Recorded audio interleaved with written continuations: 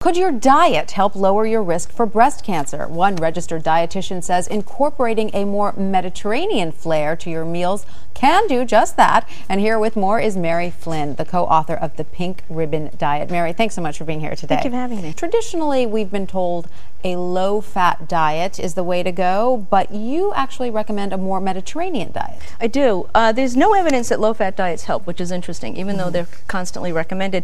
My way of approaching it is pick out certain foods that the literature supports will improve our health, and those are the ones that I emphasize in the diet. It is not a nutrient-based diet, it's a food-based diet, and it's not a low-fat diet. And tell us a little bit about the foods in your plan before we get to the beautiful meal you brought here with you.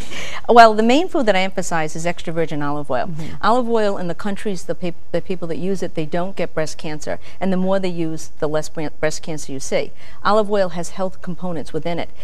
In contrast, vegetable oils, soybean oil, safflower oil, they will oxidize. They break down in our bodies, which would drive cancers. So I recommend extra virgin olive oil. I don't think we can say that they don't get it at all, but they get it at a reduced rate. Is that right? It's greatly reduced. You're right. Okay. Yes, correct. They're greatly reduced rate compared to other countries. But vegetable oils seem to drive cancer, so I don't like people using them. The other thing that I emphasize is more vegetables over fruit, because the literature supports vegetables improving health, not fruit as much. And the vegetables that I recommend are ones that are dark in color because they have carotenoids. And blood levels of carotenoids are related to decreasing cancer. There's specific ones in the foods that I promote that are more related, but the carotenoids need fat to be absorbed. So if you're eating dark vegetables without fat, you don't get those carotenoids into your bloodstream. The other group that I recommend are the cruciferous family, which is the whole cabbage family, broccoli, cauliflower, Brussels sprouts. They have a phytonutrient in them that will change estrogen metabolism to a form that doesn't drive breast cancer. Fantastic. So we should incorporate these things. And I see in your beautiful meal here, you have incorporated several of the things you were talking about. Tell us about this beautiful dish. Well, this dish has olive oil. All my dishes start with olive oil, 2 tablespoons of olive oil. I use a tablespoon of olive oil per cup of vegetables. This one has in it, I did put capers and hot pepper because they give flavor. We eat for flavor, so you're less likely to overeat.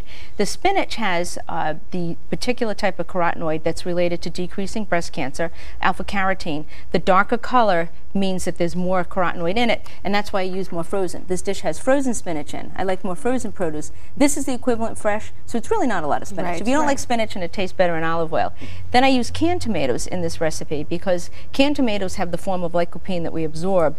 We don't absorb the lycopene in fresh tomatoes. And then the whole wheat pasta, I always use whole grain products. I don't think they're related to decreasing breast cancer risk, but they are definitely related to body weight. Right. The more whole wheat products you have, the lower your body weight. Mary, thank you so much. This was fantastic. And remember to check with your doctor before starting any diet plan. And for more of Mary's meals and tips, be sure to check out the Pink Ribbon Diet.